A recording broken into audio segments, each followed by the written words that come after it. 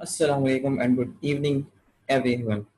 Thank you for joining us today for the webinar entitled Basic of Instrumentation and Control System by Engineer Syed Umar Ziauddin, who has graciously joined us today. This webinar is brought to you by IEEE UIT student branch along with IEEE PFD and PNEC NUST student branches. We are extremely delighted to have Engineer Syed Umar Ziauddin, who had the ability to evaluate and implement engineering design and maintain practices for multidimensional facets due to instrumentation expertise gained from working in refinery and power sector under the purview of maintenance projects, technical audit and advisory. Thank you very much, sir, for joining us today. Before we begin, all our participants are requested to keep your mics and videos turned off during the entire session. We will have a question answer session at the end, which you can raise your hand and the host will give you the opportunity to ask your questions. You can also send any questions or message to the host through the chat with your name and affiliations at the end. Please be attentive during session as there will be a short quick and easy quiz at the end, which will be sent to you through email along with the recordings of the webinar. You have 24 hours to attempt the quiz in order to eligible for the certificate. The certificates will also be emailed to you within 1 week from today. Now, without further ado, we will hand over the control to our most esteemed speaker, Sayyid Umar Ziauddin. Sir, you can continue. Thank you so much. Assalamu alaikum. First of all, I would like to thank IEEE Societies of NUST, UIT and PFD for arranging this session. काफ़ी time से हमारा plan था करने का, लेकिन कुछ unforeseen issues की वजह से कुछ हमारा सेशन डिले हो गया, लेकिन थैंकफुली आज हम प्रेजेंट हैं यहाँ पे. Thanks again to all the societies for arranging this. अच्छा, मैं आपका थोड़ा सा इंट्रोडक्शन दे दूँ. आई वुड रिकमेंड आप सबको कि आप कहीं भी कोई भी सेशन लें, ऑनलाइन हो, फिजिकल हो, कोई कोर्स कर रहे हो, कोई सर्टिफिकेशन कर रहे हो, तो सबसे पहले आपको अपने ट्रेनर के बारे में ज़रूर पता होना ज़रूरी है, क्योंकि उसके बाद ही you can decide and you can know कि यार वो जो बंदा बात कर रहा है वो कितनी रेलिवेंट है, वो कितना उस फील्ड से रिलेटेड है. तो हेयर आई एम. मेरा एक्सपीरियंस बेसिकली, मैंने 5 इयर्स नेशनल रिफाइनरी लिमिटेड में जॉब की है एज एन आईएनसी इंजीनियर. उसके बाद then I move on and last 1.5 years से मैं के इलेक्ट्रिक का पार्ट हूँ. मेरी एकेडमिक्स आप देखें तो मैंने बैचलर्स इन इंजीनियरिंग इलेक्ट्रॉनिक्स में किया फ्रॉम एनईडी. उसके बाद I completed my MEM from NED and now I am pursuing MBA from IBM. उसके साथ पैरेलल में मैंने कुछ इंटरनेशनल सर्टिफिकेशंस लिए, जिसमें से मेरी अगर आप फ्लैगशिप सर्टिफिकेशन बोलेंगे तो वो योकोहावा की डीसीएस सर्टिफिकेशन है फ्रॉम सिंगापुर. अच्छा, अगर आप मेरी कैरियर हाईलाइट्स देखेंगे इस फील्ड में, तो मैंने इसमें डिफरेंट प्रोजेक्ट्स का पार्ट रहा हूँ. हैज़ॉब मीटिंग मैंने चाइना में अटेंड की है, फिर मेरे मल्टीपल सिंगापुर के विजिट्स हुए हैं, इसमें मैंने एक डिफरेंट टेस्ट परफॉर्म किए हैं डीसीएस के. और साथ साथ मैं यूनिक मतलब मैं यूनिट मेंटेनेंस इंजीनियर रहा हूँ अपनी लूवन रिफाइनरी का एनआरएल में. ये मेरे कॉन्टैक्ट नंबर है, ईमेल है, अगर कोई मुझसे कोई कॉन्टैक्ट करना चाहे तो मैं I would welcome you all. अच्छा, apart from working in NRL and K Electric, I have been coordinating with multiple multinational companies and local companies in this field, जिसमें मेरा basically client supplier relationship रहा है, जिसमें Foxboro, Waika, Honeywell, Descon, इनमें से आप काफ़ी कंपनीज को जानते होंगे. इसमें मैं कुछ छोटे प्रोजेक्ट्स में और कुछ लार्ज प्रोजेक्ट्स में इन्वॉल्व रहा हूँ इन सब कंपनीज के साथ. तो ये मेरा शॉर्ट इंट्रोडक्शन था. अब मैं फर्दर कैरी ऑन करता हूँ, अपने इंट्रोडक्शन पे और टाइम नहीं लगाता. अच्छा, हम जो आज टॉपिक्स कवर करेंगे वो वैसे तो आप लोगों ने ब्राउशर में देख लिए होंगे. अच्छा, उससे पहले मैं कुछ चीज़ें बता दूं कि कुछ रूल्स बता दूं, कुछ टिप्स बता दूं आज के सेशन की, कि मैं हमेशा प्रेफर करता हूं कि ये इंटरेक्टिव सेशन हो, क्योंकि हम टेक्निकल डिस्कशन करेंगे. तो अक्सर होता है कि मैं कुछ चीज़ बता रहा हूँ लेकिन वो सही से कन्वे नहीं हो पा रही प्रॉब्ली. तो मैं इंकरेज करूंगा कि आप लोग हैंड रेस कर लें अगर कोई क्वेरी हो. वैसे आप लोग अपने माइक्स म्यूट रखें, जैसा बताया आपको होस्ट ने, म्यूट रखें, लेकिन आप लोग हैंड रेस कर लिएगा तो ये होस्ट आपको मौका देंगे अपना क्वेरी पूछने का. और अगर आप समझे तो ना पूछे, फिर एंड में भी हम अपना एक क्वेश्चन आंसर सेशन करेंगे इंशाल्लाह 10 to 15 मिनट्स का. अच्छा, हम आज की जो टॉपिक्स कवर करेंगे उसमें सबसे पहले हम कवर करेंगे कि importance, need and relevance of instrumentation and control in a plant. यानी कि अगर आप में से कोई इस फील्ड में परस्यू करना चाहता है तो उसको ये पता होना जरूरी है कि उसकी इंपॉर्टेंस क्या है उस फील्ड में. Scope of instrumentation and control, या जिसको हम INC कहते हैं, ग्लोबली एंड इन पाकिस्तान। अगर कोई इस फील्ड में एंटर होना चाहता है तो उसका स्कोप क्या है, वो परस्यू करे या ना करे विद इन पाकिस्तान, और ग्लोबली कहाँ किन सेक्टर्स में इसकी जॉब अपॉर्चुनिटीज है। अच्छा, common myths and academic disconnects regarding INC। जैसे कि आप सबको पता है कि हमारे यहाँ अनफॉर्चुनेटली कोई इंस्ट्रूमेंटेशन एंड कंट्रोल का कोई अलग से प्रोग्राम तो है ही नहीं, और प्रोग्राम क्या कोई प्रॉपर सब्जेक्ट भी नहीं। हम 2-3 कोर्सेज पढ़ते हैं जिस भी यूनिवर्सिटी में हो, फीडबैक कंट्रोल सिस्टम के नाम से होगा, शायद इंडस्ट्रियल इलेक्ट्रॉनिक्स के नाम से हो, लेकिन वो भी बहुत ज़्यादा एक डिस्कनेक्ट है जो इंडस्ट्रियल प्रैक्टिसेस हैं और जो हम पढ़ते हैं। अच्छा, process requirements and field instrumentation. हम अब थोड़ी सी, अब इसके बाद हम थोड़े सा टेक्निकल डिस्कशन पे आएंगे कि प्रोसेस रिक्वायरमेंट्स क्या होती हैं ऑफ एनी ऑयल रिफाइनरी या पेट्रोकेमिकल इंडस्ट्री और पावर प्लांट, और फील्ड इंस्ट्रूमेंटेशन किस तरीके से उसको सपोर्ट करती है। अब यहाँ से हमारा टेक्निकल डिस्कशन होगा, फिर उसके बाद हम PID लूप कवर करेंगे shortly. PID loop I assume कि आप सबने पढ़ा हुआ है, मुझे आइडिया कि आप लोगों ने बेसिक लेवल पे पढ़ा होगा फीडबैक कंट्रोल सिस्टम में या किसी और कोर्स में। आप लोगों को एक बेसिक उसके प्रिंसिपल फॉर्मूले का शायद आइडिया हो, लेकिन how to apply it in industry इसका इतना आइडिया नहीं होगा, तो इंशाल्लाह हम ये भी डिस्कस करेंगे। अच्छा, उसके बाद फिर हम बेसिकली आएंगे जो कि आप सबका नॉर्मली फेवरेट टॉपिक होता है, कंट्रोल सिस्टम, जिसके अंदर PLC या DCS, HMI, SCADA आती है। इसका मुझे अच्छे से आइडिया है कि आप सबका ये फेवरेट टॉपिक होता है, तो हम इसको एंड में कवर करेंगे और अच्छा टाइम देंगे इस पे। तो ये हमारे आज के कंटेंट्स होंगे और हमारा सीक्वेंस भी प्रीटी मच यही रहेगा आज का। अच्छा, तो हम अपने सबसे पहले टॉपिक पे आते हैं, importance, scope and relevance of instrumentation and control system.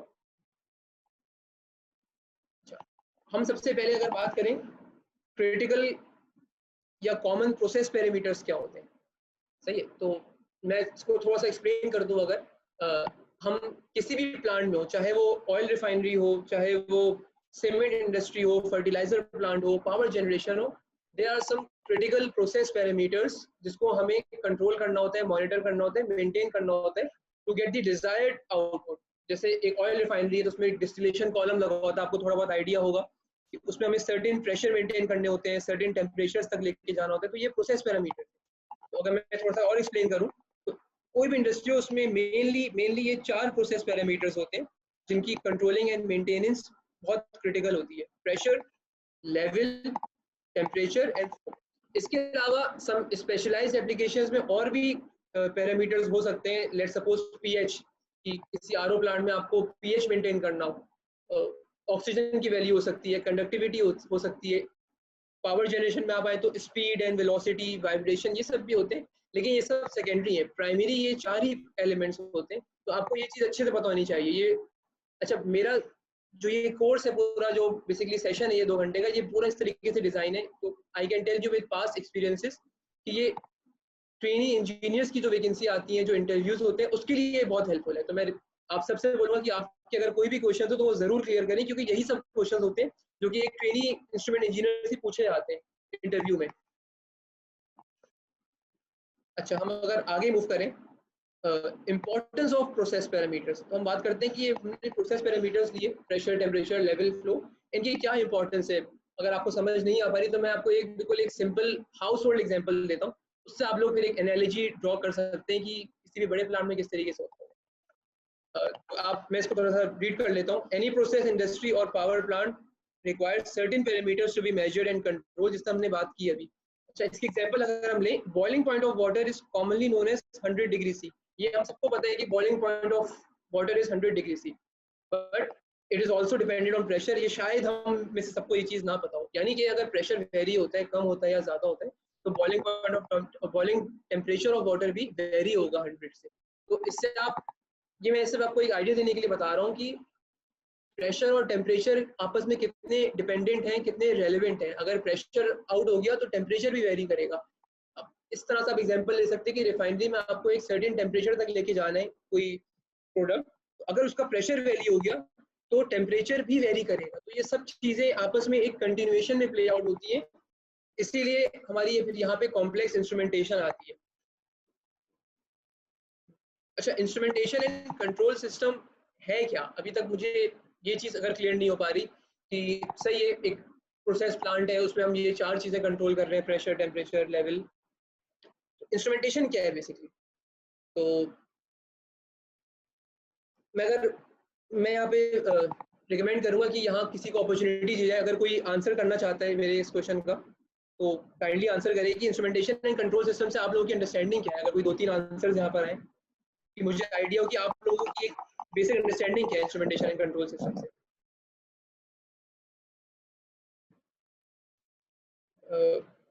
अगर होस्ट काइंडली अपॉर्चुनिटी दें या कोई अगर हैंड रेज करना चाहे तो प्लीज, मैं वेट कर रहा हूँ। Anyone can ask.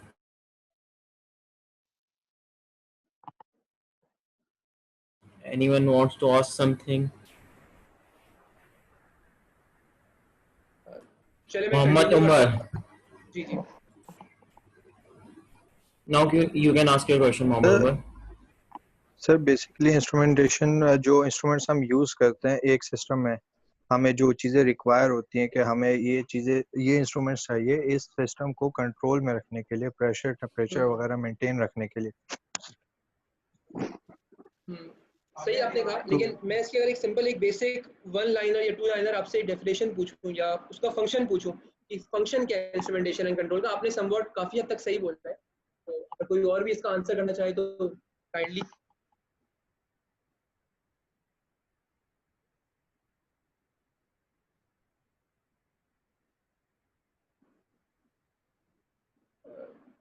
चले इसको मैं आगे फर्दर कंटिन्यू कर देता हूँ, मैं और एक्सप्लेन कर देता हूँ। ये उमर ने बिल्कुल सही एक्सप्लेन किया काफी हद तक।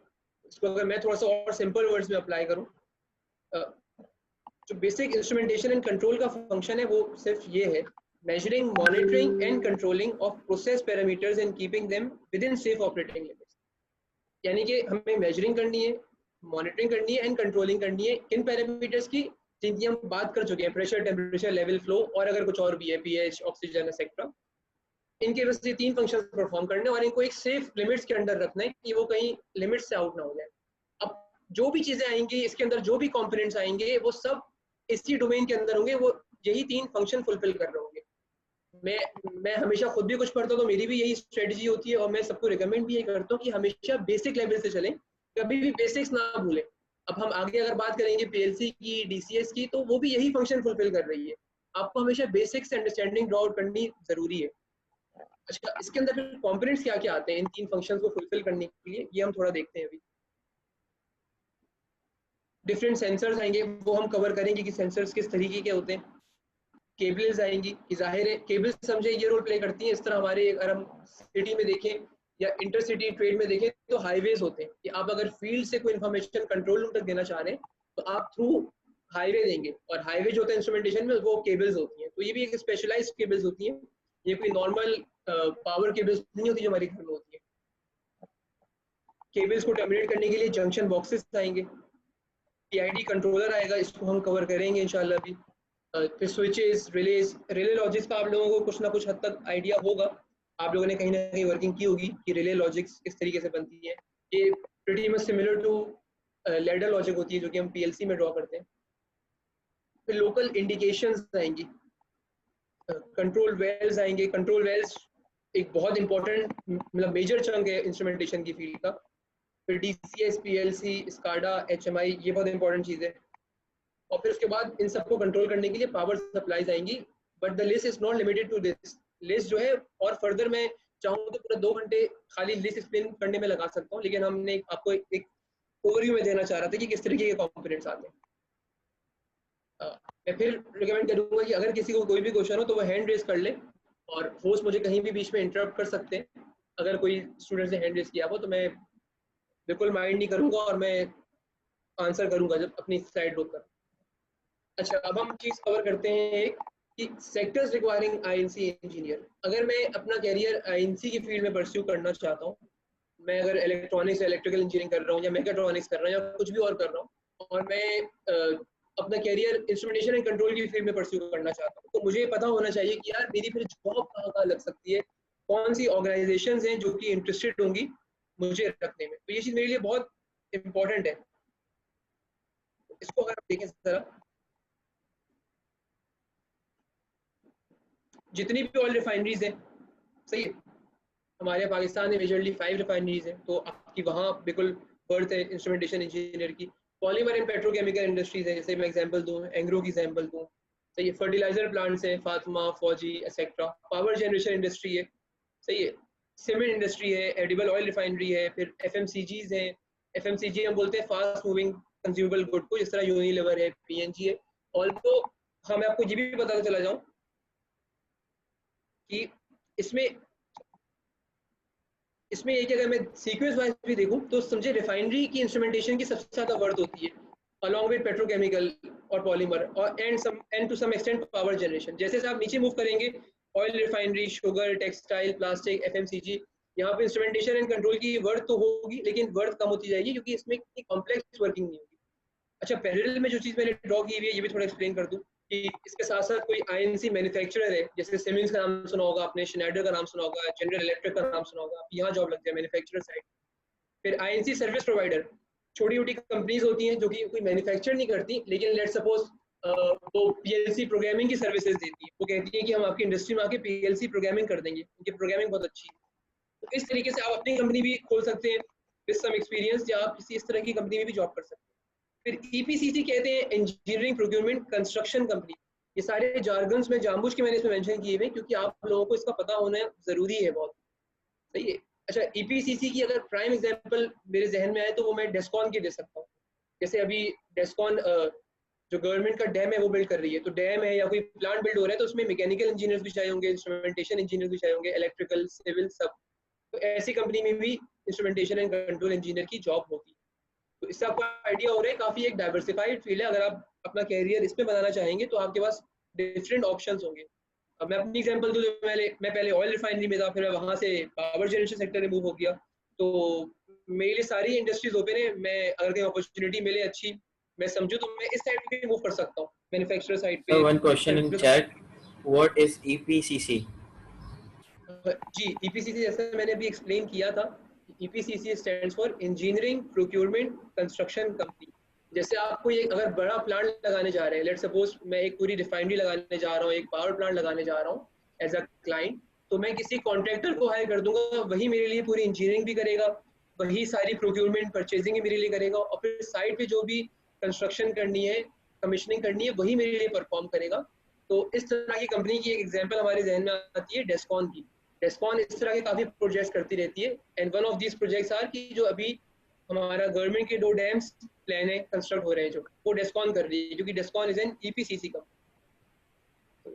आई hope I answer this question clearly. कोई और क्वेश्चन है तो बता दें, वरना मैं आगे मूव करता हूं। No sir, carry on. Thank you. तो ये हमने कवर कर लिया कि किस किस सेक्टर में आईएनसी इंजीनियर की जरूरत होगी। अच्छा, मैं अगर आगे मूव करूं, अच्छा, common myths and academic disconnects regarding instrumentation and control system.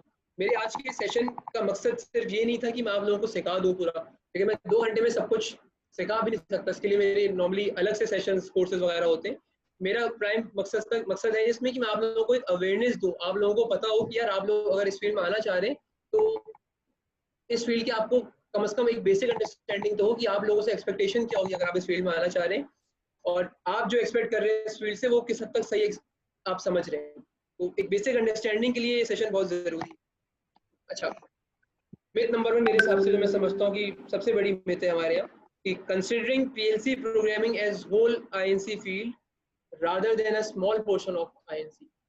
अगर आप पीएलसी प्रोग्रामिंग सीखना चाह रहे हैं, काम करना चाह रहे हैं, तो बहुत अच्छी बात है, करें, लेकिन अपने आप को इस खाली पीएलसी तक रिस्ट्रिक्ट ना करें। पीएलसी बहुत स्मॉल चंक है। पीएलसी आप समझे कि 5% या 2% ऑफ इंस्ट्रूमेंटेशन कवर करता है, और पीएलसी से भी कहीं इंपॉर्टेंट चीजें हैं जो कि पीएलसी से ज्यादा इंपॉर्टेंट है लेकिन निगलेक्ट होती है, और फिर बाद में इंजीनियर्स को जब प्रोफेशनली अपने कैरियर में आते हैं तो प्रॉब्लम होती है। तो आपको मैं बोलूंगा जहां जो मौका मिल रहा है आप सीखें, ऑनलाइन प्लेटफॉर्म पे सीखें, फिजिकली सीखें, इंटर्नशिप का मौका मिल रहा है वो करें, और पीएलसी भी सीखें, लेकिन पीएलसी की हद तक अपने आप को रिस्ट्रिक्ट ना करें, अपना जो पोर्टफोलियो है वो एक्सपेंड करें, बिकॉज खाली पीएलसी प्रोग्रामिंग आपको बहुत ही लिमिटेड हेल्प देगी। अच्छा, lack of knowledge to implement relay ladder logic as plan processes. अच्छा, उसके बाद फिर इशू क्या आता है कि पीएलसी प्रोग्रामिंग चले मैंने सीख ली, मैं फाइनल ईयर स्टूडेंट हूँ या 3rd ईयर स्टूडेंट हूँ, मैंने पीएलसी प्रोग्रामिंग सीख ली, मुझे आगे की लैडर लॉजिक किस तरीके से बनानी है, लेकिन उसकी फिर मुझे उसकी रेलेवेंस नहीं पता कि पीएलसी प्रोग्रामिंग जो बना रहा हूँ वो यूज कैसे होगी, how it will be applied in an industry, any power plant, any refinery, any industry etcetera. क्योंकि मैंने जो प्रैक्टिस की हुई है रिले या लैडर लॉजिक की, मैंने क्या एग्जांपल सीखी हुई है कि कार पार्किंग लॉट की एग्जांपल सीखी हुई है, कन्वेयर बेल्ट की एग्जांपल सीखी हुई है, जो कि समवॉट इररिलेवेंट है हमारी प्रोसेस इंडस्ट्री से, जहाँ पे इंस्ट्रूमेंटेशन एंड कंट्रोल इंजीनियर की जरूरत होती है। तो अपनी रेलेवेंस बनाए, आप जो पीएलसी प्रोग्रामिंग सीख रहे हैं वो आप उसकी एग्जांपल्स जो है वो इंडस्ट्रियल एग्जांपल्स लें। अच्छा, inability to read interpret engineering drawings, चलिए हमारे ये बात करूँ कि जो बिल्कुल न्यू पास आउट इंजीनियर्स होते हैं और जो as a trainee engineer job कर रहे होते हैं, तो वो चले वो अच्छी बात है, वो इंटरेस्ट ले रहे हैं, वो फील्ड पे भी जा रहे हैं, किस तरीके से काम हो रहा है ये देख रहे हैं, लॉजिक्स पे वर्किंग कर रहे हैं, लेकिन उनको इंजीनियरिंग ड्राइंग्स, इंजीनियरिंग डॉक्यूमेंट्स पढ़ना नहीं आते, ना वो अक्सर उस तरफ तवज्जो देते हैं। क्योंकि the main difference between a technician and an engineer is कि इंजीनियर जो है उसकी कॉन्सेप्ट तो क्लियर होंगे, बिल्कुल क्लियर होंगे, लेकिन उसको डॉक्यूमेंट्स इंटरप्रेट करना आएगा। डॉक्यूमेंट्स इतने आसान नहीं होते कि मैं किसी को भी ले आऊँ, नॉन इंजीनियर बंदे को ले आऊँ, वो डॉक्यूमेंट्स पढ़ लेगा, ये सीखने पड़ते हैं। तो इस पर काफ़ी फोकस रखनी है आप लोगों को, जहाँ भी आपको जब भी अपॉर्चुनिटी मिले, इंटर्नशिप की अपॉर्चुनिटी मिले तो फिजिकली भी सीखना है, लेकिन आपको डॉक्यूमेंट्स भी मांग रहे हैं उनसे, डॉक्यूमेंट्स भी व्यू करने हैं कि डॉक्यूमेंट्स किस तरह से आप उसको इंटरप्रेट कर सकते हैं। अच्छा, understanding gap on process safety and INC role towards it. Unfortunately आज भी एक इंसिडेंट हुआ है लकी पावर प्लांट पे, बिन कासिम पे, जिसमें 2 डेथ्स हुई हैं। ये normally deaths 80% of the time क्यों होती है, उसका रीजन होता है कि हमारे यहाँ इंस्ट्रूमेंटेशन एंड कंट्रोल सही से अप्लाई नहीं हुई होती। इंस्ट्रूमेंटेशन एंड कंट्रोल का बहुत मेजर रोल होता है प्रोसेस सेफ्टी में। आप अक्सर सुनते रहते हैं कि फलाना प्लांट पे बॉयलर फट गया, ब्लास्ट हो गया, फर्नेस से ब्लास्ट हो गया, जिससे इवेंट डेथ्स हो जाती हैं अक्सर। ये इसी वजह से कि आपकी प्रॉपर लॉजिक्स इंप्लीमेंट नहीं हुई, आपके जो इंस्ट्रूमेंट्स हैं वो रिलायबल नहीं है। तो इंस्ट्रूमेंटेशन एंड कंट्रोल का बहुत रोल है, बहुत कंट्रीब्यूशन है टुवर्ड्स सेफ्टी, इसकी अंडरस्टैंडिंग होना बहुत जरूरी है। जो कि ये चीज़ मैं मानता हूँ थोड़ी अभी हाई लेवल टॉपिक है, तो इसी बात से हम इसको फर्दर इतना डिस्कस नहीं करेंगे आज। अच्छा, just a minor overlap with electronics, ये बात आप लोग अपने बिल्कुल जहन में क्लियर कर लें कि ये इलेक्ट्रॉनिक्स से बहुत डिफरेंट फील्ड है। इसमें आप 70-80% ऐसी चीज़ें सीखेंगे, ऐसी चीज़ें करेंगे जिसका इलेक्ट्रॉनिक्स से कोई ताल्लुक नहीं होगा, अपने इलेक्ट्रॉनिक्स से वो चीज़ पढ़ी भी नहीं होगी। इसमें मैं कहूँ तो अप्लाइड फिजिक्स बहुत ज़्यादा इन्वॉल्व होती है। इसमें पूरा हम एयर की टेक्नोलॉजी पे काम करेंगे, एयर प्रेशर पे काम करेंगे, जिसको हम न्यूमेटिक टेक्नोलॉजी बोलते हैं। तो ये इलेक्ट्रॉनिक्स से बहुत डिफरेंट है, सही है, तो ये चीज़ आपको क्लियर होना ज़रूरी है। अच्छा, अब हम मूव करते हैं फर्दर। अब थोड़ा सा हम अब टेक्निकल टॉपिक पे आते हैं, अब हम टेक्निकल डिस्कशन थोड़ा सा करेंगे। ये मैंने आपको एक ओवरव्यू दे दिया, एक understanding they the instrumentation and control की। अब हम टेक्निकल डिस्कशन पे आते हैं, process requirements and field instrumentation. Transducer, basically मैं स्टार्ट करूंगा ट्रांसड्यूसर से। ट्रांसड्यूसर का आई होप कि आप सबको आइडिया होगा कि ट्रांसड्यूसर क्या होता है। एक अगर बेसिक डेफिनेशन में ट्रांसड्यूसर की पूछूं या मैं खुद बता देता हूँ, वो बेसिकली यही है कि ट्रांसड्यूसर जो है वो एक फॉर्म ऑफ एनर्जी को दूसरे फॉर्म ऑफ एनर्जी में कन्वर्ट करता है, and usually one of its form is electrical. लेकिन जरूरी नहीं है, दो मैकेनिकल क्वांटिटीज को भी आपस में अगर कन्वर्ट हो रही है तो वो भी ट्रांसड्यूसर ही कहलाएगा। लेकिन एक हम अगर डेफिनेशन, एक बेसिक डेफिनेशन लें तो उसमें यही है कि यूजुअली एक फॉर्म ऑफ एनर्जी इलेक्ट्रिकल होगी, सही है। तो ट्रांसड्यूसर की डेफिनेशन बिल्कुल यही है। अच्छा, हम इंडस्ट्री में ट्रांसड्यूसर का वर्ड यूज नहीं करते। ट्रांसड्यूसर हम बुक्स में तो पढ़ते हैं, तो एकेडमिक्स में पढ़ते हैं, लेकिन इंडस्ट्री में ट्रांसड्यूसर का वर्ड यूज नहीं होता। हम ट्रांसड्यूसर को दो अलग अलग वर्ड्स में यूज करते हैं, क्योंकि ट्रांसड्यूसर जो है हमारी फील्ड में इंस्ट्रूमेंटेशन एंड कंट्रोल में दो तरीके के हैं बेसिक, और वो दो टाइप्स क्या है। एक टाइप है जिसको हम ट्रांसमीटर बोलते हैं, सही है। अब ट्रांसमीटर से आपको समझ आ रहा होगा कि वो सिग्नल जो है वो एक जगह से दूसरी जगह ट्रांसमिट करता है, बिल्कुल ऐसी है। मैं थोड़ा सा इसको एलैबोरेट करता हूँ। सेंसर या senses physical quantity and converts it into electrical 4 to 20 milliamp signal. ये 4 to 20 मिलीएम्प सिग्नल क्यों है, ये हम आगे चल के डिस्कस करेंगे कि 4 to 20 मिलीएम्प क्यों है, कुछ और क्यों नहीं है। तो ट्रांसमीटर बेसिकली फिजिकल क्वांटिटी को सेंस करेगा और आगे भेज देगा इलेक्ट्रिकल सिग्नल की फॉर्म में। ये हम इसको भी आगे डिस्कस करेंगे, तो मैं इस बात से यहाँ ज्यादा डिटेल में एलैबोरेट अभी नहीं कर रहा। दूसरा होता है I2P कन्वर्टर, जो कि करंट टेक्नोलॉजी को, यानी कि करंट सिग्नल को न्यूमेटिक सिग्नल में कन्वर्ट करता है। न्यूमेटिक सिग्नल से आई मीन टू से कि एयर सिग्नल, जो हमारे नॉर्मल एम्बिएंट एटमॉस्फेरिक एयर है उस सिग्नल में, क्योंकि हमारी काफ़ी इंस्ट्रूमेंटेशन एयर सिग्नल पे काम करती है, स्पेशली कंट्रोल वेल्स। अच्छा, इसकी रेलेवेंस अभी आप लोगों को समझ नहीं आ रही होगी I2P कन्वर्टर की, ये भी हम अभी आगे स्लाइड्स में ही कवर करेंगे, तो इंशाल्लाह क्लियर हो जाएगा ये।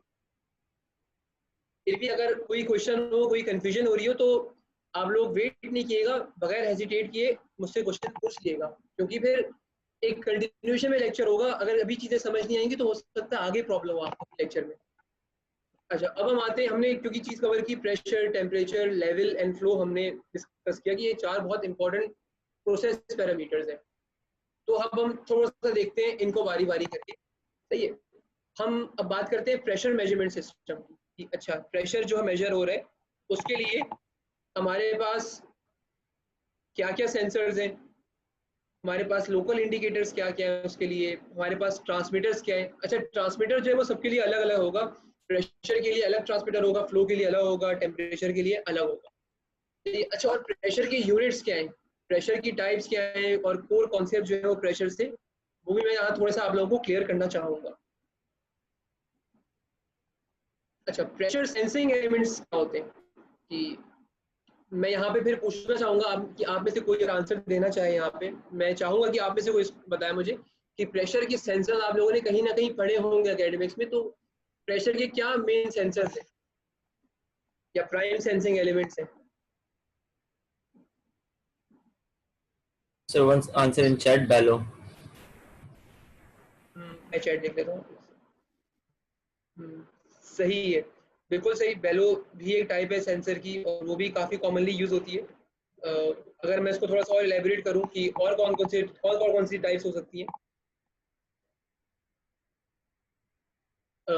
जैसे आंसर किया स्टूडेंट ने Piezo, bellows, pressure gauge in जी chats. सही है। अच्छा, चैट मेरे पास नहीं आ रही है ये, Now you can see पढ़ it. Now you can see, सही। sir. जी बिल्कुल सही है, हाँ बिल्कुल सही आप लोगों ने बोला। आई एम ग्लैड कि आप लोगों को बेसिक आइडिया है शुरू से। मैं इसको और फर्दर आपकी अंडरस्टैंडिंग डेवलप करता हूँ इसमें। बेलोस, डायफ्राम, फिर उसके अलावा बॉर्डन ट्यूब होती है जो नॉर्मली सी टाइप यूज होती है।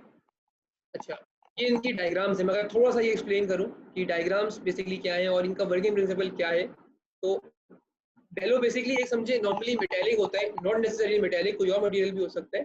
एक बलून टाइप होता है जो कि इतना इलास्टिक नहीं होता, जैसा आप अगर इमेज में देख के आइडिया हो रहा होगा, लेकिन ये एक थोड़ा सा फ्रेजाइल और एक इलास्टिक मटेरियल होता है कि इस पे एक साइड से प्रेशर अप्लाई होता है, और due to this pressure other side पे फोर्स एक्सर्ट होती है, और जो हमारा सेंसर जो फोर्स एक्सर्ट करता है उसके आगे हमारा कोई ट्रांसमीटर होता है या कोई इंडिकेटर होता है, कोई असेंबली बनी होती है, वो उसको सेंस कर लेती है। यानी कि जितना फोर्स एक्सर्ट होती है, तो हमने कैलिब्रेशन इस तरीके से की होती है कि फोर्स बेसिकली प्रेशर को रिप्रेजेंट करती है, यानी कि जितनी फोर्स एक्सर्ट हो रही है यानी कि उस पर इतना प्रेशर अप्लाई हो रहा है, और आगे कोई एक डायल लगा हुआ होगा या कोई इलेक्ट्रॉनिक सर्किट होगा तो वो सेंस कर लेगा कि यार इतनी फोर्स बन रही है, तो यानी कि इट मींस इतना प्रेशर अप्लाई हो रहा है। ठीक है। अच्छा, डायफ्राम जो है वो भी समवॉट सिमिलर टू बेलो है कि ये भी एक इलास्टिक मटेरियल होता है थोड़ा सा। इस पे भी एक साइड पे प्रेशर अप्लाई होगा और दूसरे साइड पे फिर फोर्स आपको एक्सर्ट होती हुई फील होगी, और जो फोर्स एक्सर्ट होगी वो भी directly proportional to applied pressure होगी। तो इस तरीके से बेलो और डायफ्राम काम करते हैं। अच्छा, बॉडी ट्यूब जो होती है वो थोड़ी डिफरेंट होती है, सही है।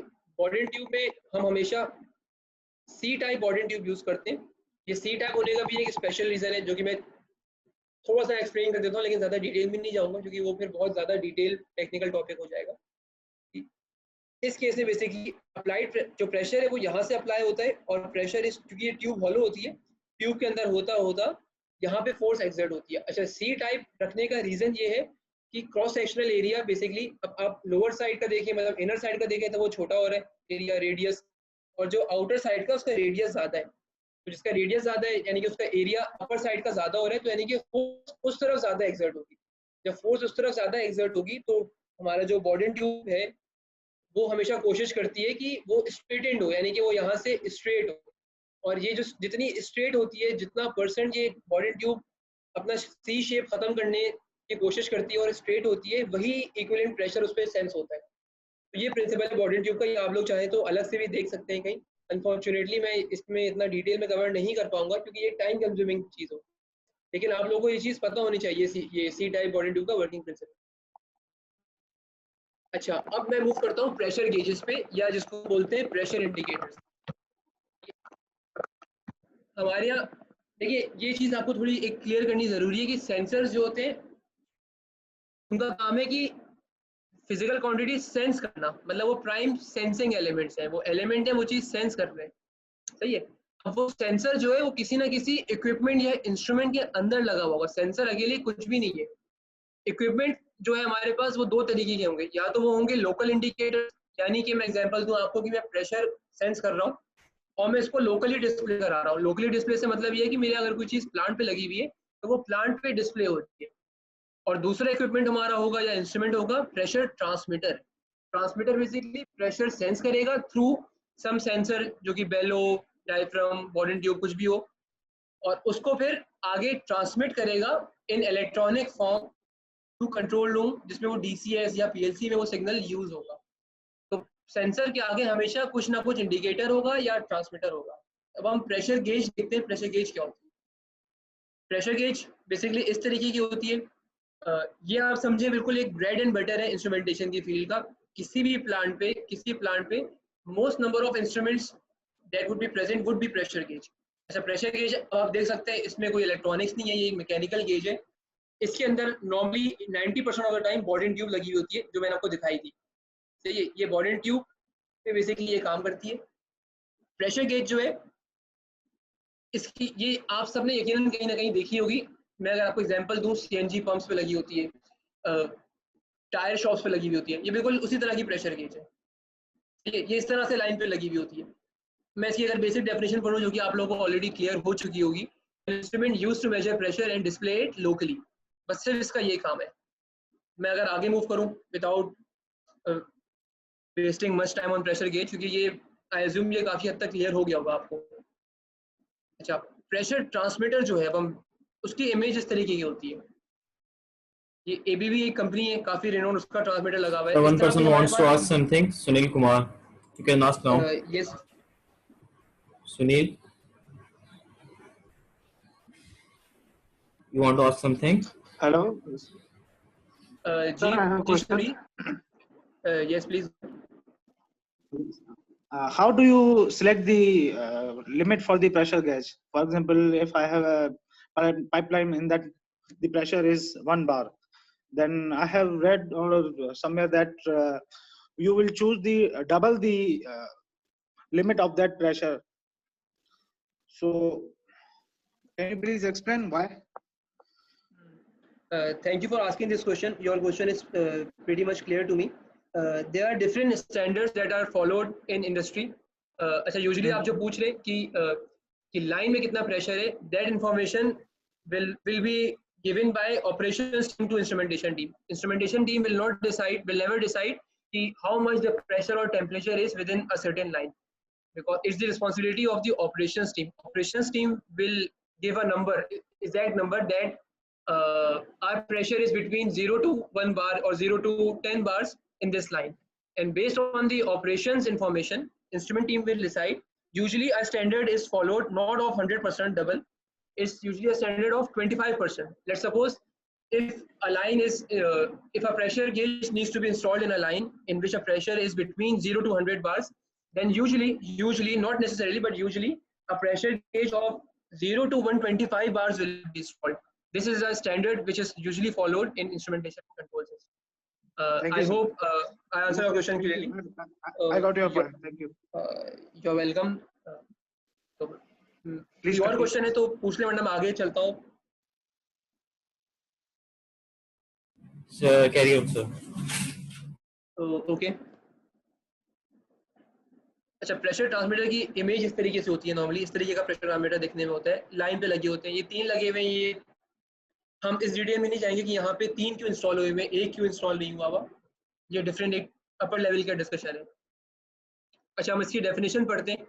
Instrument used to measure pressure and transmits its value to control room, its value will be used as per DCS PLC logic. सही है।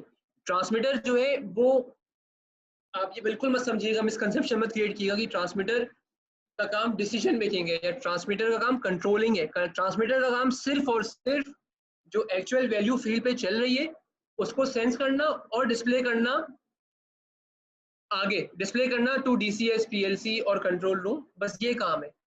वो वैल्यू एज पर रिक्वायरमेंट आ रही है या नहीं आ रही, ट्रांसमीटर ये चीज नहीं सोचेगा। ट्रांसमीटर सिर्फ ट्रू पिक्चर ऑफ फील्ड आगे सेंस करके भेज देगा। ट्रांसमीटर जो है वो मॉनिटरिंग के लिए यूज हो सकता है, सिंपल कि आपको एक इंडिकेशन अंदर चाहिए एचएमआई में, ट्रांसमीटर हो सकता है पीआईडी कंट्रोलर का पार्ट बन रहा हो। पीआईडी कंट्रोलर क्या होता है वो फिर हम आगे देखेंगे तो क्लियर होगा ट्रांसमीटर का फंक्शन, या वो किसी लॉजिक में यूज हो रहा हो जो हम डीसीए से पीएलसी में लॉजिक बना रहे हैं। अच्छा, प्रेशर यूनिट्स क्या होते हैं? नॉर्मली प्रेशर के तो वैसे बहुत सारे यूनिट्स हैं, लेकिन इंडस्ट्री में हमेशा, मैं चाहे टेम्परेचर की बात करूं, फ्लो की बात करूं, नॉर्मली किसी भी प्लांट पे चले जाए तो 2 3 4 यूनिट्स होते हैं, हमेशा वही फॉलो होते हैं। तो अगर मैं प्रेशर की यूनिट्स की बात करूं तो 3 यूनिट्स हमेशा मेरे दिमाग में आते हैं mainly, bar, PSI which means pound पर स्क्वायर इंच, या पास्कल। ये 3 मेन प्रेशर की यूनिट्स हैं जो फॉलो होते हैं। अच्छा, आपको इनकी कन्वर्जन भी पता होनी जरूरी है। अच्छा, पास्कल भी इतना यूज नहीं होता जितना नॉर्मली बार और पीएसआई यूज होता है। तो इसकी कन्वर्जन अगर मैं आपको दिखाऊं तो 1 bar is equals to 14.5 PSI. ये आपको याद होना जरूरी है, ये आपसे इंटरव्यू में भी क्वेश्चन पूछा जा सकता है। अच्छा, एटमॉस्फेरिक प्रेशर क्या होता है ये मैं आपको थोड़ा सा एक्सप्लेन कर दूं। अब अभी जो हमारा नेक्स्ट 5 मिनट्स का टॉपिक होगा, ये आपको शायद लगे कि यार हमारा तो इससे कोई ताल्लुक ही नहीं है इंस्ट्रूमेंटेशन एंड कंट्रोल का या इलेक्ट्रॉनिक्स का। तो ये चीज तो आपको देखिए बिल्कुल क्लियर होगी कि इलेक्ट्रॉनिक्स इज समथिंग एल्स, सिर्फ एक माइनर ओवरलैप है इलेक्ट्रॉनिक्स में और इंस्ट्रूमेंटेशन में, सही है। ये टॉपिक आपको थोड़ा सा इरेलेवेंट लगे हो सकता है, लेकिन बिलीव में ये बहुत रेलेवेंट टॉपिक है और आपको शायद हो सकता है इसी लेक्चर के एंड में थोड़ा क्लियर हो कि यार ये तो बाकी बहुत रेलेवेंट चीज है। तो अभी हम इसको थोड़ा सा डिस्कस करेंगे नेक्स्ट 5 मिनट्स के लिए। कोई क्वेश्चन है क्या?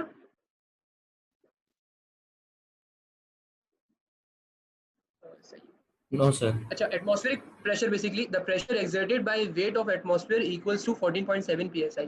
अच्छा, ये चीज मैं थोड़ी क्लियर कर दूं कि यानी कि एटमॉस्फेयर में हर वक्त अराउंड 14.7 psi प्रेशर होता है। यानी कि आप अगर बाहर कहीं अपने घर में बैठे हुए हैं या बाहर हैं, अपने कमरे में भी हैं, तो आपके ऊपर हर वक्त एटमॉस्फेयर की तरफ से 14.7 psi प्रेशर एक्सर्ट हो रहा है। it can vary up to 14.5, 14.6 या 14.8, लेकिन राउंड अबाउट 14.7 psi ही आप पे हर वक्त अप्लाई होता रहेगा, सही है। अच्छा, यहाँ पे मेरा एक फिर से एक क्वेश्चन है, क्योंकि मैं चाहूंगा बार बार पार्टिसिपेशन मिले मुझे स्टूडेंट से, ताकि सेशन इंटरेक्टिव रहे और बोरिंग ना बन जाए, क्योंकि मेरे लिए बहुत ही एक तरीके से अनएक्सेप्टेबल बात होगी कि मेरा सेशन मतलब बोरिंग जा रहा हूँ। तो मैं इस बात से बार बार आप लोगों से क्वेश्चन पूछूंगा और मैं हमेशा यही करता हूँ अपने सेशन में, कोर्सेज में। अगर कोई एक्सप्लेन करना चाहे कि एब्सोल्यूट प्रेशर और गेज प्रेशर में क्या फर्क होता है, क्योंकि हमारा यही टॉपिक अगला टॉपिक है, तो प्लीज गो अहेड। या आप लोगों ने तरीके की कभी टर्म सुनी है absolute pressure and gauge pressure? कोई भी आंसर करना चाहे अगर इस बात पे।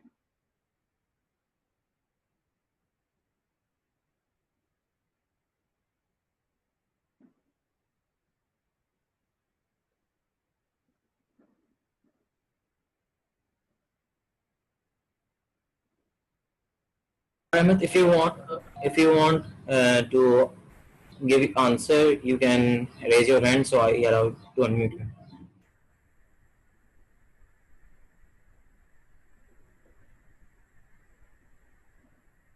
कोई है क्वेश्चन, कोई आंसर करना चाहते हैं? मैं आगे चलूं? So Waqar wants, but so one in chat, चलिए absolute फिर हम pressure आगे is move करते pressure. हैं। Absolute अच्छा, pressure is मैं pressure without.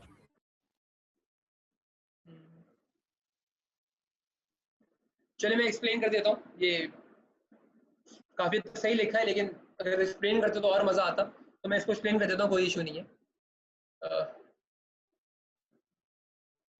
Gauge pressure basically होता है वो प्रेशर या the amount by which the pressure So Mohammed Umar wants to yes he can give go answer. ahead. Yes, Mohammed Yes Umar, please. you can give your answer.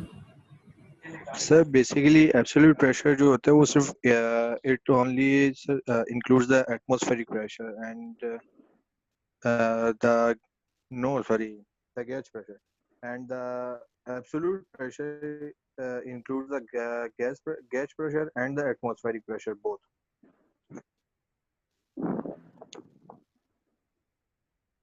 आप कह रहे हैं आप answer कर चुके अपना?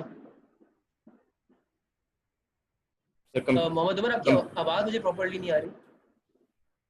कंप्लीट कर चुके हैं। चले, सही है, आपने कुछ हद तक सही एक्सप्लेन किया। मैं इसको लेकिन फर्दर इस कॉन्सेप्ट को और क्लियर करना ज़रूरी है ताकि बाकी सब भी सही से समझ सकें। गेज प्रेशर बेसिकली होता है कि the amount by which the pressure measured of a substance exceeds that of the atmosphere. यानी कि हमें अभी एक चीज़ क्लियर हो गई कि एटमॉस्फेयर में हमेशा हमारा 14.7 psi प्रेशर है। अब हम अगर गेज प्रेशर की बात करेंगे, गेज प्रेशर हमें बताएगा कि जो प्रेशर उस पर वैल्यू आ रही है गेज प्रेशर गेज की, वो वैल्यू एटमॉस्फेरिक प्रेशर से इतनी ऊपर है। सही है? यानी कि इसका मतलब ये हुआ कि गेज प्रेशर कोई इंस्ट्रूमेंट लगा हुआ है तो वो जीरो कब बताएगा? वो जीरो बताएगा when it is open to atmosphere. यानी कि अगर मैं कोई एक प्रेशर इंडिकेटर लेता हूँ, जैसे सीएनजी पंप पे होता है, उसको लेता हूँ और अपने घर में लाके ऐसी टेबल के ऊपर रख दे रहा हूँ, सही है, तो वो मुझे क्या इंडिकेशन बताएगा? वो मुझे जीरो बताएगा, वो मुझे 0 psi बताएगा अगर वो गेज प्रेशर इंडिकेटर है, क्योंकि वो कैलिब्रेट एटमॉस्फेरिक प्रेशर हुआ है। यानी कि इस पे जब एटमॉस्फेरिक प्रेशर अप्लाई होगा सिर्फ, और कोई प्रेशर अप्लाई नहीं होगा, तो वो मुझे जीरो बताएगा। और जैसे जैसे उस पर एटमॉस्फेरिक प्रेशर से ऊपर प्रेशर अप्लाई होगा तो वो जीरो से ऊपर बताना शुरू करेगा। सही है? अच्छा, अगर मैं आगे मूव करूं कि एब्सोल्यूट प्रेशर क्या होता है, तो एब्सोल्यूट प्रेशर बेसिकली वो प्रेशर है जो कि परफेक्ट वैक्यूम पे कैलिब्रेट हुआ है। यानी कि आपने अगर परफेक्ट वैक्यूम क्रिएट कर दिया, उस पर वो जीरो बताएगा, और वैक्यूम से जितनी ऊपर वैल्यू होगी तो वो उतनी बता जाएगा। एब्सोल्यूट प्रेशर गेज को अगर मैं ओपन टू एटमॉस्फेयर रख दूंगा तो वो जितना एटमॉस्फेरिक प्रेशर होगा मुझे वो बताएगा ये। सही है? हम अगर इसी को हम थोड़ा सा आगे देखते हैं एक डायग्राम की फॉर्म में, हो सकता है आपको थोड़ा क्लियर नहीं हो, तो होपफुली इस डायग्राम में शायद थोड़ी बेहतर अंडरस्टैंडिंग हो जाएगी। तो अगर हम यहाँ देखें कि हमने ये टोटल वैक्यूम लिया हुआ है जीरो, यानी टोटल वैक्यूम, यानी कि उस पर जीरो प्रेशर है। एब्सोल्यूट प्रेशर गेज देखें, यहाँ से इसकी इंडिकेशन शुरू हो गई, यानी कि एब्सोल्यूट प्रेशर जीरो से ऊपर ऊपर जो इंडिकेशन होगी वही शो कराएगा आपको। एटमॉस्फेरिक प्रेशर हमने लिया हुआ है यहाँ पे, लेट्स सपोज ये 14.7 psi के अराउंड है। गेज प्रेशर जो इंडिकेशन है वो स्टार्ट उसका 0 पॉइंट ही बेसिकली एटमॉस्फेरिक प्रेशर से स्टार्ट होगा। Gauge pressure indicator atmospheric pressure से कम रीड नहीं करेगी। आई होप कि ये चीज़ आप लोगों को क्लियर हो गई हो थोड़ी सी। एक शायद हो सकता है आप लोगों ने फर्स्ट टाइम ये चीज़ सुनी हो, तो थोड़ी सी इस पर कोशिश कीजिएगा कि तवज्जो दें, और लेक्चर के बाद भी आप अपनी तरफ से भी ये थोड़ा देखिएगा, क्योंकि असल में मज़ा तभी है कि जो मेरा लेक्चर आप लोग पढ़ें उसके बाद आप लोग खुद से फिर थोड़ा सा स्टडी करें उससे, और उसके बाद भी कोई क्वेरी हो तो आप लोग मुझसे भी पूछ सकते हैं डायरेक्टली। मैं अपना कॉन्टैक्ट शेयर कर दूंगा, आप लोग मुझे भी कॉन्टैक्ट कर सकते हैं, लेकिन खुद से ज़रूर पढ़िएगा। अब हम आगे मूव करते हैं। हमने आई थिंक प्रेशर का टॉपिक खत्म कर लिया है, अब हम टेम्परेचर पे आते हैं। अच्छा, ये मैं थोड़ा सा बता दूं कि क्योंकि देखिए टाइम कम है, 2 घंटे, तो हम अब टेम्परेचर करेंगे, उसके बाद फिर हम आज लेवल एंड फ्लो स्किप कर देंगे, क्योंकि वो फिर एक तरह से जो कॉन्सेप्ट प्रेशर एंड टेम्परेचर पे अप्लाई हो रहे हैं वही तरह की चीज़ें लेवल एंड फ्लो में होंगी। तो ये नो लेवल एंड फ्लो करने की वजह से आप लोग इतने एग्जॉस्ट हो जाए, फिर जो बाकी टॉपिक्स हैं पीआईडी और पीएलसी डीसीएस स्काडा वो स्किप ना हो जाए। तो हम अभी टेम्परेचर करेंगे, सही है, उसके बाद फिर हम पीआईडी पे आ जाएंगे। Someone want to ask question? Sunil Kumar, you can ask. Sunil sir, मेरा क्वेश्चन है डिफरेंशियल प्रेशर के हवाले से, काइंडली इसको थोड़ा सा एक्सप्लेन कर दें। ये सही।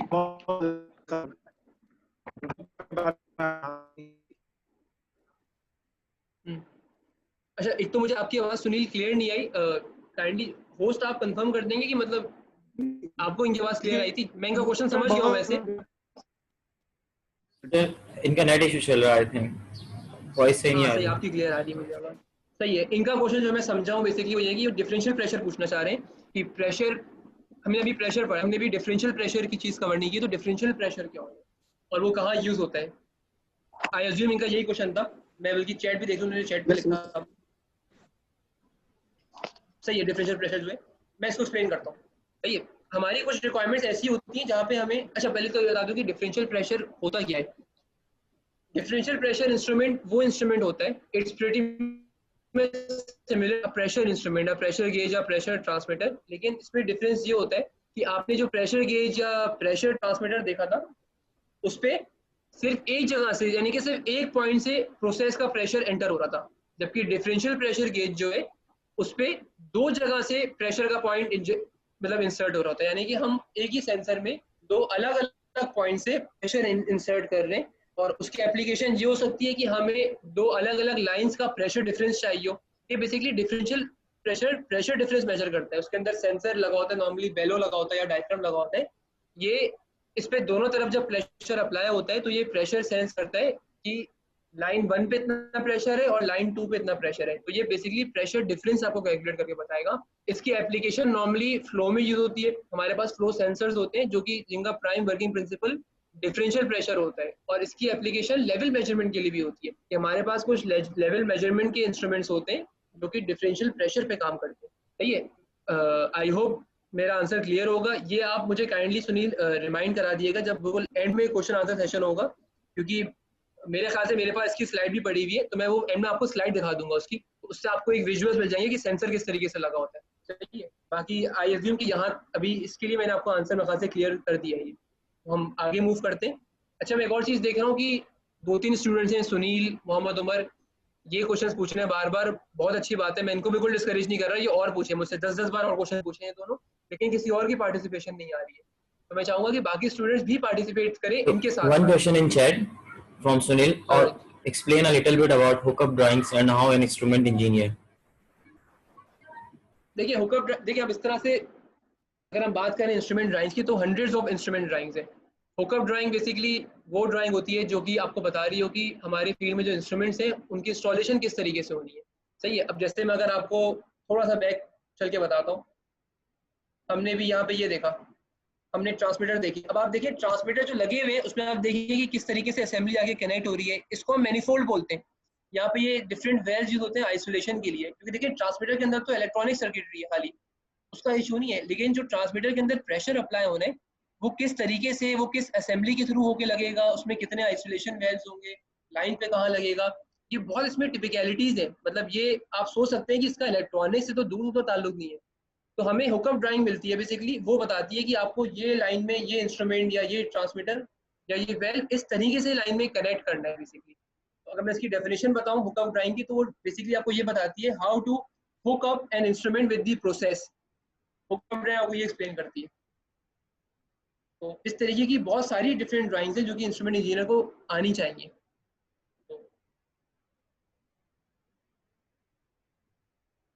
अब हम आगे मूव करते हैं अपने टेम्परेचर इंस्ट्रूमेंट्स पे। कोई और अगर चैट है तो मैं देख लूँ एक दफ़ा।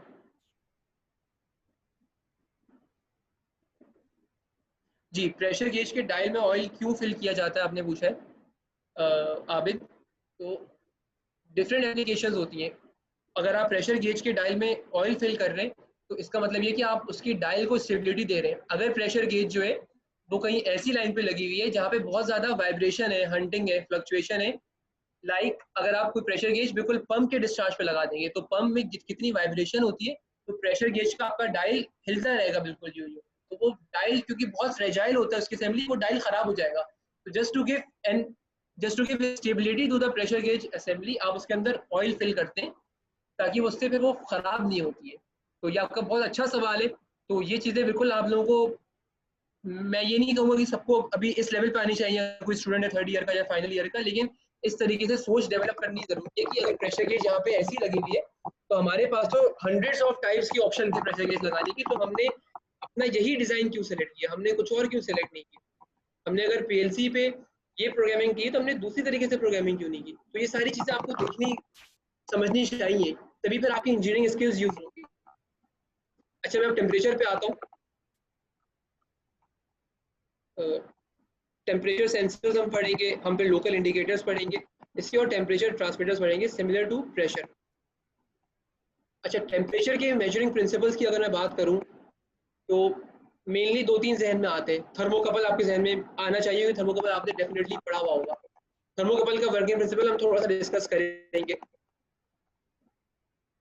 चैट पे फिर किसी ने कुछ द प्रेशर। अच्छा मोहम्मद उमर, मैं क्योंकि टेम्परेचर के टॉपिक पे आ गया हूँ तो अब आई वुड रिकमेंड कि आप अपना क्वेश्चन अभी होल्ड ऑन रखें। अभी मैं आपको क्वेश्चन नहीं देख रहा हूँ, लेकिन आप मुझे जरूर बिल्कुल ये एंड में रिमाइंड कराइएगा अपना ही क्वेश्चन, क्योंकि आप बिल्कुल क्वेश्चन पूछें लेकिन जब टॉपिक चल रहा हो उसी में पूछें, क्योंकि अब नया टॉपिक आ गया। मैं प्लान पे आंसर करूंगा तो मेरे सीक्वेंस आउट हो जाएगा। आप प्लीज अपना क्वेश्चन एंड के लिए रखिएगा ये, और टेम्परेचर से रिलेटेड जो क्वेश्चन है वो पूछते रहिएगा। थर्मोकपल, अच्छा थर्मोकपल समझे, ज्यादातर मेनली थर्मोकपल ही most commonly type use instrument होता है टेम्परेचर के। उसके साथ साथ रेजिस्टेंस टेम्परेचर डिटेक्टर जिसको हम आरटीडी बोलते हैं वो भी बहुत यूज होता है, ये भी बहुत कॉमन है। अच्छा उसके अलावा बायोमेटेलिक थर्मोस्टेट होता है जिसको हम थर्मोस्टेट कहते हैं, ये वही सेंसर है जो कि हमारे एयर कंडीशनिंग यूनिट्स में या स्प्लिट एसीज में लगा हुआ होता है। इसमें 2 डिसिमिलर मेटल्स यूज होते हैं, और जब टेम्परेचर वेरी होता है तो हर मेटल की अपनी अलग प्रॉपर्टी होती है, कोई ज़्यादा कंप्रेस, कोई ज़्यादा श्रिंक होता है, कोई कम श्रिंक होता है। तो ये जो इनका डिफरेंस क्रिएट होता है, जो बेसिकली समझे फिजिकल डिफॉर्मेशन होती है, उसका डिफरेंस सेंस होता है, और उस बेसिस पे टेम्परेचर बताया जाता है कि कितना टेम्परेचर चल रहा है। तो देखिए इसमें भी बेसिकली प्रेशर इन्वॉल्व है। मैं अगर आपसे ये कहूँ कि अगर मुझसे आप पूछे कि कौन सा एक पैरामीटर सबसे ज़्यादा इंपॉर्टेंट है इंस्ट्रूमेंटेशन में, तो मैं प्रेशर बोलूँगा, क्योंकि टेम्परेचर लेवल फ्लो भी अक्सर उनके वर्किंग प्रिंसिपल्स इस तरीके के हैं कि वो प्रेशर के थ्रू ही सेंस हो रहे हैं डायरेक्टली। अच्छा एक फिर थर्मल एक्सपेंशन होते हैं, फिल्म फ्लूइड, ये भी प्रेशर पे काम करते हैं कि अच्छा इसकी प्राइम एग्जांपल होती है जो हमारा हाउस होल्ड मर्करी थर्मोमीटर होता है, कि आप देखें उसके अंदर मर्करी फिल होती है, जितना टेम्परेचर उसके अंदर इंक्रीज होता है उतनी उसकी विस्कोसिटी कम होती है और लिक्विड एक्सपेंड हो जाता है। तो ये इसका ये टाइप है। अच्छा अब अगर मैं थर्मोकपल की बात करूं कि थर्मोकपल हम बाकी सारे इतना डिटेल में डिस्कस नहीं करेंगे टाइम कंस्ट्रेंट की वजह से, लेकिन हम सबसे ज़्यादा थर्मोकपल की बात करेंगे थोड़ी यहाँ पे, क्योंकि वो सबसे ज़्यादा यूज होने वाला है। तो आई फेल्ट कि आपको थर्मोकपल का थोड़ा ज़्यादा आइडिया होना ज़रूरी है। अगर मैं थर्मोकपल की बेसिकली थोड़ी सी वर्किंग समझूं, consist of 2 dissimilar metals joined together at one end which is to be measured known as hot junction। सही है, यानी कि थर्मोकपल के अंदर 2 जंक्शंस क्रिएट होती है। एक जंक्शन जिसके अंदर बेसिकली हम टेम्परेचर मेजर कर रहे होते हैं, सही है, जो बेसिकली मेजरिंग पॉइंट है जो कि प्रोसेस पे लाइन पे लगा हुआ है, उसको हम हॉट जंक्शन बोलते हैं। ये आपस में शॉर्ट हुई भी होती है, ये क्लोज होती है। और अदर एंड जो होता है जिसपे हम टेम्परेचर मेजर करते हैं उसको हम ओपन जंक्शन बोलते हैं या कोल्ड जंक्शन बोलते हैं।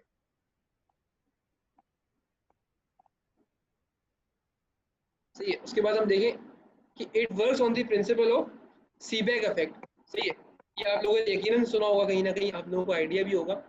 वैसे तो मैं नॉर्मली पूछता हूँ, मैं अपनी स्लाइड पे आगे मूव नहीं करता हूँ जब तक मुझे कोई आंसर ना मिल जाए, लेकिन यहाँ पे चले मैं एक्सप्लेन कर देता हूँ।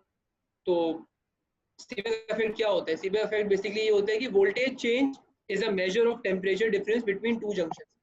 यानी कि अगर 2 जंक्शंस के बीच में टेम्परेचर डिफरेंस क्रिएट हो रहा है तो उसकी वजह से एक वोल्टेज चेंज आएगा।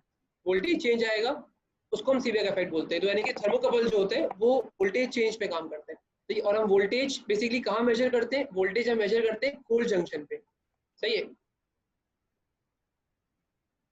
जैसे वोल्टेज जो होते हैं वो बहुत, आप समझे, हाई वोल्ट्स नहीं होते, वो मिली वोल्ट्स पे काम करते हैं। अगर मैं यूँ कहूँ कि थर्मोकपल में मिली वोल्ट चेंजेस आते हैं as per the changes in temperature, तो बिल्कुल ऐसा ही है। अच्छा अगर मैं इसकी थोड़ी सी और टिपिकलिटी पे जाऊँ तो हमें कोल्ड, क्योंकि देखिए हमें टेम्परेचर तो मेजर करना है वो हॉट जंक्शन का है जो फील्ड में लगी हुई है। सही है, उसमें हॉट जंक्शन में जैसे जैसे टेम्परेचर वेरी होगा वैसे वैसे जो हम कोल्ड जंक्शन में टेम्परेचर मेजर कर रहे हैं वो उसके मिली वोल्ट्स वेरी होंगे। सही है, लेकिन लेकिन जहाँ पे हम कोल्ड जंक्शन बना रहे हैं, नॉर्मली हम कोल्ड जंक्शन जो बनाते हैं वो कंट्रोल रूम में बनाएंगे जस्ट बिफोर डीसीएस या पीएलसी के कार्ड्स, तो वहाँ पे हम बनाएंगे। लेकिन हमें फिर उस रूम का टेम्परेचर भी मेजर करना जरूरी होता है। अगर उस रूम का टेम्परेचर हमने मेजर नहीं किया हुआ तो एरर आ सकता है हमारी मिली वोल्ट्स की वैल्यूज में। तो ये एक इंपॉर्टेंट चीज़ है। थर्मोकपल की कैलकुलेशन इतनी आसान नहीं होती, थोड़ी टिपिकल, थोड़ी सोफिस्टिकेटेड होती है।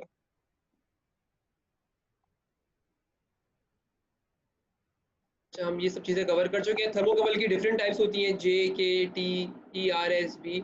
ये डिफरेंट टाइप्स इसलिए यूज होती हैं कि आपके टेम्परेचर Kumar रेंजेस wants हैं। to ask something. जी please, he can. Hello sir, मुझे ये पूछना था कि अभी आपने बोला कि कोल्ड जंक्शन जो है आपका पीएलसी साइड पे होगा, जो पे किसी कंट्रोल रूम वगैरह में होगा, और वहाँ का भी टेम्परेचर हमें मेजर करना पड़ेगा। बट जो फील्ड में आपका थर्मोकपल लगा हुआ है उससे लेकर जो दूरी है उसके उस बीच में जो हमने वायर कनेक्ट की है उसकी अपनी भी तो कोई रेजिस्टेंस होगी, उसका अपना भी तो कोई टेम्परेचर होगा। क्या वो हमें एक्यूरेट वैल्यू मेजर करके देगा? कंट्रोल रूम के अंदर या पीएलसी के ऊपर? जी, आपने काफ़ी अच्छा सवाल पूछा। आई एम ग्लैड आपने अच्छा सवाल पूछा। मैं इसीलिए बार बार इंकरेज करता हूँ कि आप लोग सवाल पूछें, क्योंकि मैं अक्सर बताते हुए चीज़ मुझसे मिस हो सकती है।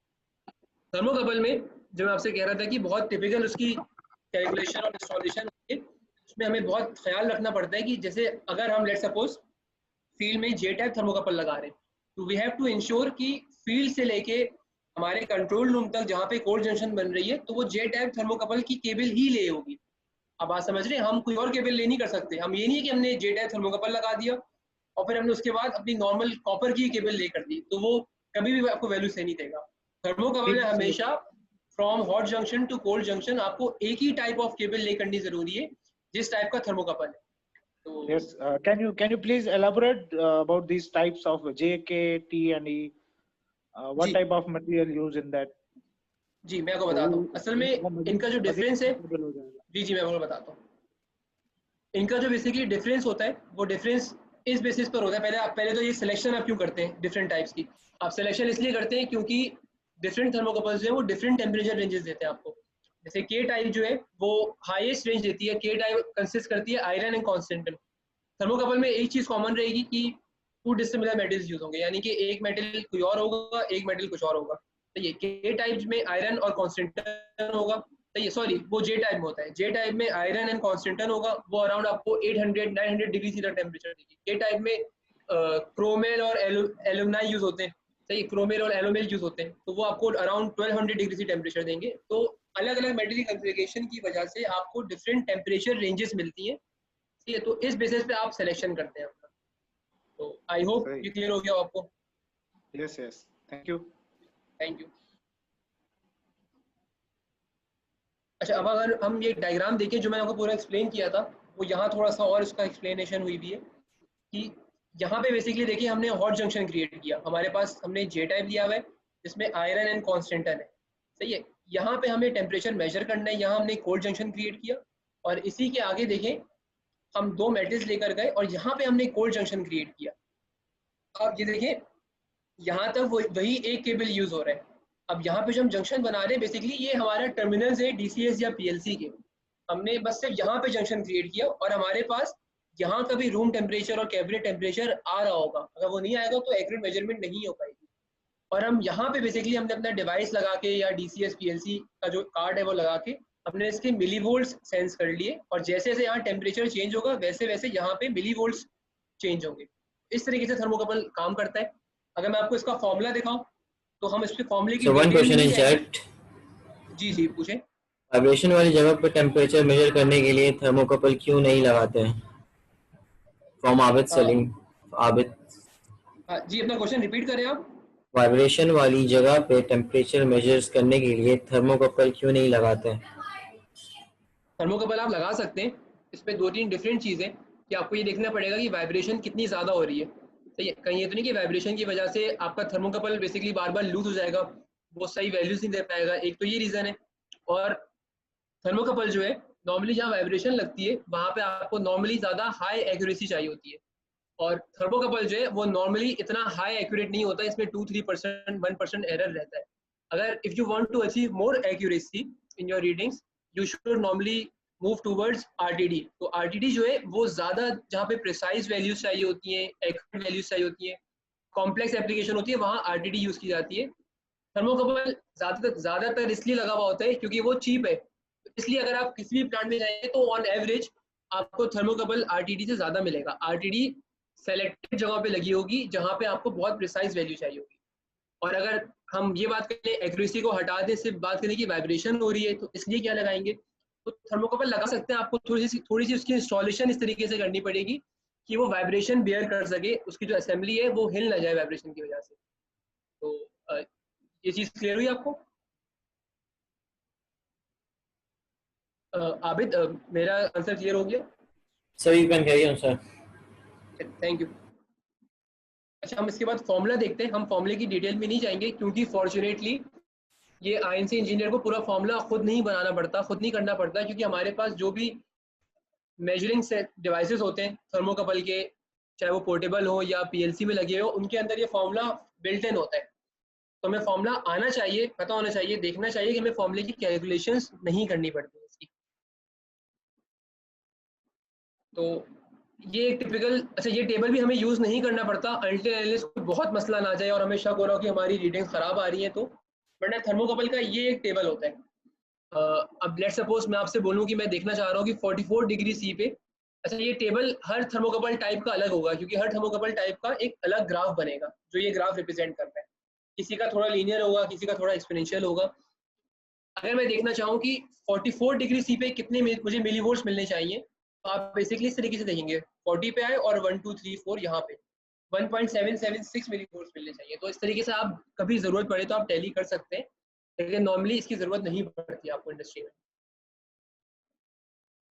लेकिन हमारे पास इशू ये आता है नॉर्मली जो इंजीनियर्स होते हैं वो, क्योंकि DCS PLC और एक तरह से मैं कहूँ कि क्योंकि इंस्ट्रूमेंटेशन एक थोड़ी सी ग्लैमरस फील्ड लोग समझते हैं, जो कि कुछ हद तक है कुछ हद तक नहीं है। इसमें कुछ ग्लैमरस चीज़ें, ग्लैमरस इन सेंस कि आप बोले कि यार ये ग्रोइंग टेक्नोलॉजी है, जो इंडस्ट्रियल IoT है उसका भी लिंक इसी से है, क्लाउड बेस्ड सोल्यूशन अगर बनेंगे इंडस्ट्री में तो वो भी बेसिकली इंस्ट्रूमेंटेशन की फील्ड में ही आएंगी। तो यार मैं इन सब चीज़ें सीखूंगा, तो ये सब चीज़ें अगर आप खाली सीख रहे हैं और आपकी basically back and knowledge clear नहीं है, आपको ये नहीं पता कि, क्योंकि अगर आप कोई वैल्यूज क्लाउड बेस्ड टेक्नोलॉजी पे दे रहे हैं तो वो बेसिकली आ तो यही से रही है, उसका प्राइम डाटा पॉइंट जो है जहाँ पे डाटा इंसर्ट हो रहा है वो तो यही फील्ड का सेंसर है। अगर आपको यही चीज़ क्लियर नहीं होगी तो आप आगे कभी भी अच्छे इंजीनियर नहीं बन पाएंगे। तो आप फोकस हमेशा अपना हर चीज़ पे करें, आप अपना एक 360 डिग्री व्यू रखें बीइंग एन INC इंजीनियर, ये मैं आपको रिकमेंडेशन दूंगा। अच्छा, अब हम लेवल और फ्लो हम स्किप करेंगे यहाँ पे कि क्योंकि हम अब एक ही तरह की बात करते रहेंगे तो वो थोड़ा सा टॉपिक लेंथी हो जाएगा और हम बाकी बाकी टॉपिक जो है फिर वो इतने अच्छे से कवर नहीं कर पाएंगे। अच्छा, मैं यहाँ पे 3-4 मिनट का ब्रेक लेना चाहूँगा। अभी वहाँ से 5 o'clock हो रहा है, हम 4 मिनट्स का ब्रेक ले लेते हैं, फिर मैं आता हूँ कि मैं थोड़ा सा पानी वगैरह पी लूँ, थोड़ा सा रेस्ट ले लूँ। सही है? तो हम 4-5 मिनट्स बाद कंटिन्यू कर लें। होस्ट इसमें do you agree with it? Yes, sir. Yes, sir. You can go now, sir. बस हम मैक्सिमम 3-4 मिनट्स के बाद आते हैं। No issue, और sir. उसके बाद हम आते ही अपना PID कंट्रोलर डिस्कस करेंगे, जो कि शायद बहुत इंपॉर्टेंट और शायद सबसे ज़्यादा इंपॉर्टेंट टॉपिक है अभी का। तो काइंडली प्लीज सब टाइम पर आ जाए, कोई लेट ना हो प्लीज। हम फिर मिलते हैं 5 मिनट्स बाद।